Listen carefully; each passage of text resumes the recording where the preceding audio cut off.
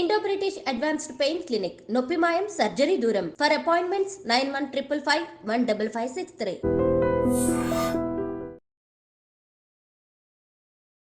నమస్కారం గురుగారు. నమస్కారం అమ్మా ఝాన్సీ. గురుగారు, చాలా మంది సర్పదోషాలు, కాల సర్పదోషాలని మాట్లాడుకుంటూ ఉంటారు. అంటే పూర్వకాలంలో అయితే మనకి లైటింగ్ సరిగ్గా ఉండేది కాదు, దీపం వెలుతురులో వెళ్ళే వాళ్ళు. అప్పుడే ఏదైనా చూసుకోకుండా పొరపాటుగా సర్పాలని తొక్కితే అవి పగబడతాయి. ఇవన్నీ ఇంతకు ముందు ఉన్నాయి. ఇప్పుడు కూడా కాల సర్పదోషాలు అంటూ పూజలు చేయించుకుంటూ ఉంటారు. దానికి చాలా ప్రాధాన్యత ఇస్తూ భయపడుతూ ఉంటారు. అసలు నిజంగా కాల సర్పదోషాలు అనేవి ఉన్నాయా? తప్పకుండా ఉన్నాయి. మన గ్రహ చార్ట్ని కనుక తీసుకుంటే, రాశి చార్ట్ని, అన్ని గ్రహాలు కూడా రాహుకేతువుల మధ్యలో గనక అటు సైడ్ కానీ ఇటు సైడ్ కానీ ఉండిపోతే దాన్ని కాలసర్ప దోషం అంటాం. అలాగే ఈ యొక్క ఇందులోనే మళ్ళీ 12 రకాల కాలసర్ప దోషాలు ఉన్నాయి. అంటే మనకి అనంతాది నవకుల నాగదేవతలు ఉన్నారు. శ్రీ మహావిష్ణువు అనంత పద్మనాభ స్వామి అంటాం. అది ఆయన ఒకడు, సర్పరాజు. ఆదిశేషుడు పడుకుంటాడు కదా, లక్ష్మణుడిగా బలరాముడిగా పుట్టాడు ఆదిశేషుడు. 2 కాళీయుడు, శ్రీకృష్ణుడు యమునా నదిలో నాట్యం చేసి దాని మలాన్ని తీసేస్తాడు. కాళీయుడు సర్పరాజు. తక్షకుడు కాటు వేస్తాడు శ్రీకృష్ణుడి యొక్క అర్జునుడి యొక్క అభిమన్యుడు కొడుకుని, కాబట్టి అతని పేరు తక్షక్ పరీక్షత్ మహారాజు. ఆయన తక్షకుడు. ఇలా అనంతాది నవకుల నాగదేవతలు ఉంటారు. ఈ రాహు ఫస్ట్ ప్లేస్ లో ఉన్నప్పుడు కేతు ఆటోమేటిక్ గా 12వ ప్లేస్ లోకి వచ్చేస్తాడు. రాహు సెకండ్కి వెళ్ళినప్పుడు ఈయన 11th కి వస్తాడు. ఇలా అనమాట. ఆ ప్లేస్ ఎగ్జాక్ట్లీ 7 డిస్టెన్స్ లో ఉంటుంది. కాబట్టి దీనికి ఒక్కొక్క కాలసర్పానికి ఒక్కొక్క పేరు పెట్టారు. మొత్తం మీద కాలసర్ప దోషం అయితే ఉన్నటువంటి వాళ్ళు ఎందువలన వస్తుంది అంటే, శాస్త్రం ఎప్పుడు కూడా కోడెడ్ లాంగ్వేజ్ లో చెప్పుద్ది అనమాట. ఈ సర్పజాతికి చెందినటువంటి ఏ సర్పాన్నైనా మీరు చంపినప్పుడు తన సంతానాన్ని మీరు చంపారు కాబట్టి నీ సంతానం అంతా కూడా, నీ వంశం అంతా కూడా ఎంత కాలం ఉంటుందో అంతా కూడా నేను కాటు వేస్తాను, వాళ్ళని అభివృద్ధి లేకుండా చేస్తాను అని చెప్పేసి ఈ పాము శపిస్తుంది అని కోడెడ్ లాంగ్వేజ్ లో చెప్పారు. ఇట్ డజంట్ మీన్ ఇప్పుడున్నటువంటి పండితులంతా కూడా కేవలము సర్పాన్ని చంపితేనే అది వస్తుంది అన్నట్టు చెప్తున్నారు. కానీ అది అట్లా కాదు. ఇప్పుడు మనము చాలా మంది ఇప్పుడు మనకి ఈ యొక్క సుబ్రహ్మణ్యేశ్వర స్వామి నక్షత్రం కృత్తికా నక్షత్రం, అలాగే ఈ సర్ప జాతి కుజుడికి సంబంధించిన నక్షత్రాలు 3 ఉంటాయి. ఈ నక్షత్రాల్లో ఏ నక్షత్రం వాళ్ళనైనా మనం హర్ట్ చేసినా, వాళ్ళ డబ్బులు మనం దొంగిలించినా, వాళ్ళని మోసం చేసినా వాళ్ళ మనసు బాధపడుతుంది, వాళ్ళు శపిస్తారు ఆటోమేటిక్ గా. అంటే ప్రతి మానవుడు అలాగే చేస్తాడు. ఎస్పెషల్లీ వీళ్ళు నాగజాతి, నాగవంశం సంబంధించిన మనుషులు అన్నమాట. సో ఈ విధంగా మనం కేవలం పాములనే కాదు, మొత్తము మనం మనుషుల్లో కూడా ఒక సెక్ట్ ఆఫ్ పీపుల్, కుజుడు బాగా బలంగా ఉన్నవాళ్ళు, కుజుడు సంబంధించిన మనుషుల్ని కనుక మనము మోసం చేసినప్పుడు వాళ్ళు దే విల్ కర్స్ అనమాట, శపిస్తారు. సరే, ఈ కాలసర్ప దోషాల వల్ల ఏమిటి వస్తుంది అంటే, అభివృద్ధి ఆగిపోతుంది. కొంతమందికి అసలు ఉద్యోగాలే రావు. రెండవది, ఉద్యోగాలకి వచ్చినా సరే ఎదుగుదల ఉండదు. మూడవది, వాళ్ళ ఫ్యామిలీలో ఆకస్మిక మరణాలు జరుగుతూ ఉంటాయి, యాక్సిడెంట్స్ లో మరణించడాలు ఉంటాయి. అలాగే జవహర్ లాల్ నెహ్రూకి కూడా ఈ కాలసర్ప దోషం ఉంది. అందువల్లనే ఆయన సడన్ గా ఎదిగిపోతారు వీళ్ళు. కాలసర్ప దోషం, he became the prime minister of India, Jawahar Lal Nehru. అయితే ఈ యొక్క ఎదుగుదలలో ఒక మామూలు ఎంప్లాయీగా చేరినటువంటి వాడు తక్కువ టైంలో ఫుల్ స్పీడ్ లో రైజ్ అవుతాడు. కాలసర్ప దోషం అన్నారు దీన్ని. నాగేంద్రుడికి కనుక పూజ చేసుకున్నప్పుడు ఇది కాలసర్ప దోషం అలా యోగంగా మారుతుంది. దీనికి మాత్రమే ఆ పేరు పెట్టారు, కాలసర్ప యోగము అని కూడా అంటాం.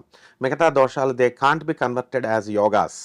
దీన్ని కాలసర్ప దోషము అంటాము, కాలసర్ప యోగముగా అంటాం. కాబట్టి దీనికి రెమెడీ లక్షల రూపాయలు ఖర్చు పెట్టి అస్సలు చేసుకునే అవసరమే లేదు. దీనికి ఇంట్లో ఓం శరవణ భవ అనే మంత్రంతో ఇంట్లో సుబ్రహ్మణ్యేశ్వర స్వామిని నిత్యము ఆరాధిస్తే ఈ కాలసర్ప దోషాలు పోతాయి. రాహుకేతువులు వాళ్ళు సర్పాలకి అధిపతులు. కుజుడు, శని, ఈ 4 కూడా ఈ సర్పాలకి అధిపతులు. సో ఈ 4 గ్రహాల్లో కొంచెం స్ట్రాంగ్ గా కనుక ఉన్నట్లయితే ఈ కాలసర్ప దోషాన్ని అట్లీస్ట్ స్ట్రాంగ్ గా లేకపోయినా మనం ఈ 4గిట్లో, ఈ రాహుకేతువులు కానీ వీటిని కానీ జంట నాగుల్ని ఇలా పెట్టి పూజ చేస్తాం.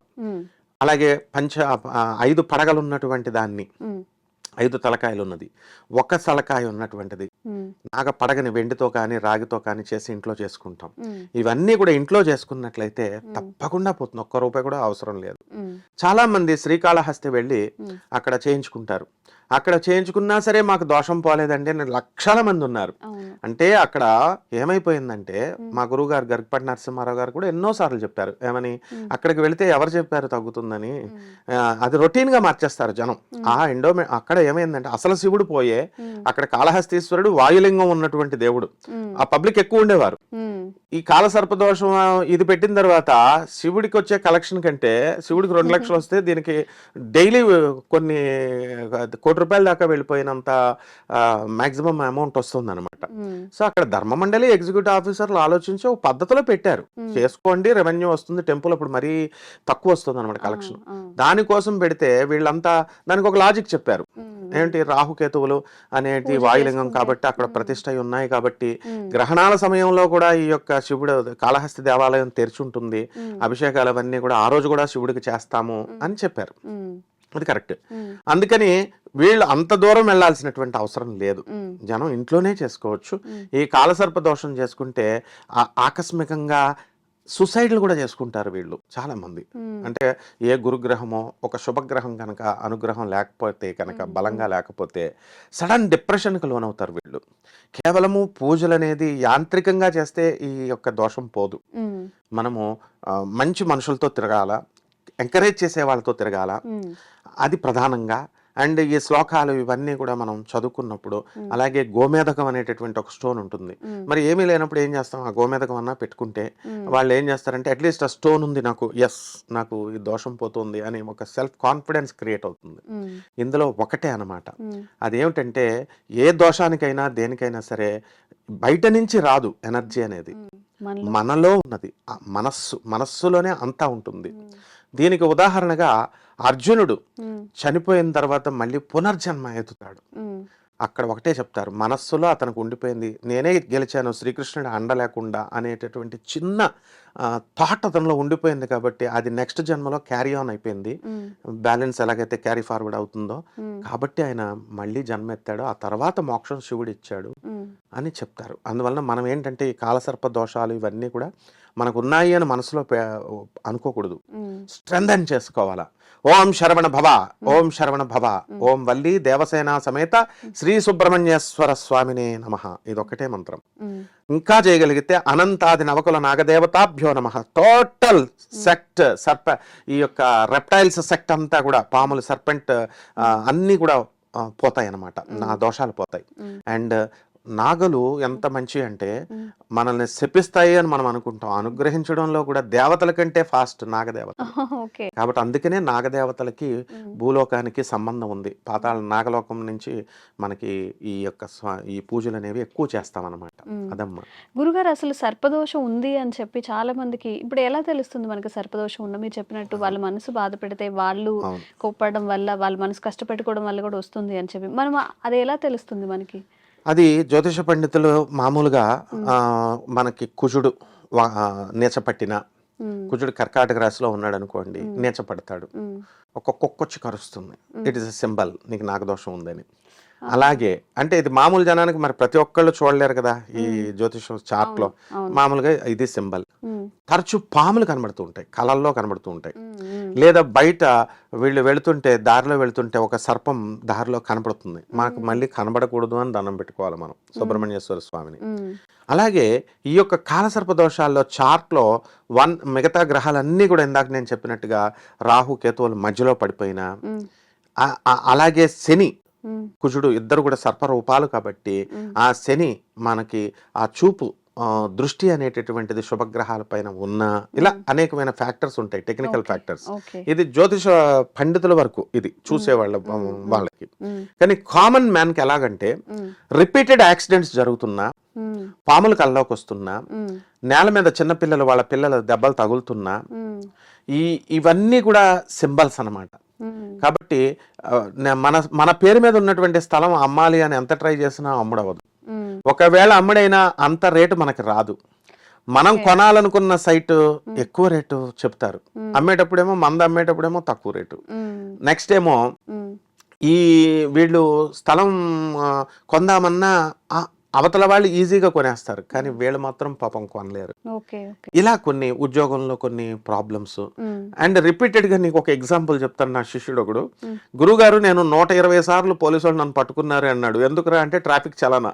అబ్బా. ఇది అనమాట సింబల్. కాలసర్పదోషం ఉంటే పోలీసు వాళ్ళ చేత చిన్న చిన్న కారణాలతో ట్రాఫిక్ చలానాలు 3 ట్రిబుల్స్ వెళ్ళడమో, లేకపోతే లైసెన్స్ లేకుండా వెళ్ళడమో, ఇలా ఆ యొక్క ఇంటెన్సిటీని బట్టి డిఫెన్స్ వాళ్ళ చేత, పోలీస్ వాళ్ళ చేత, ఆ తర్వాత సెక్యూరిటీ గార్డ్స్ చేత ఎవరికైతే అవమానాలు జరుగుతాయో, లేకపోతే వాళ్ళ దగ్గర నుంచి ఇది జరుగుతుందో, ఇల్ ట్రీట్మెంట్ జరుగుతుందో, అది సింబల్. Okay okay.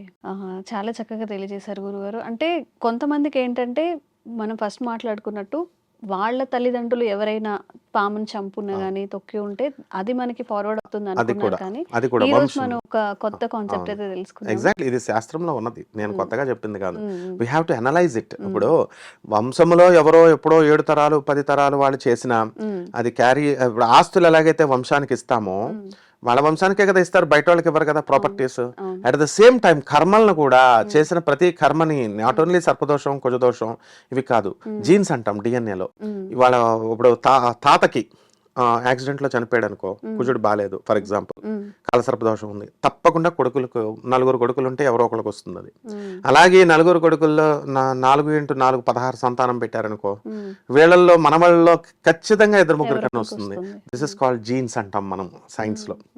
ఇదే భావము అంటాం జ్యోతిష్ శాస్త్రంలో.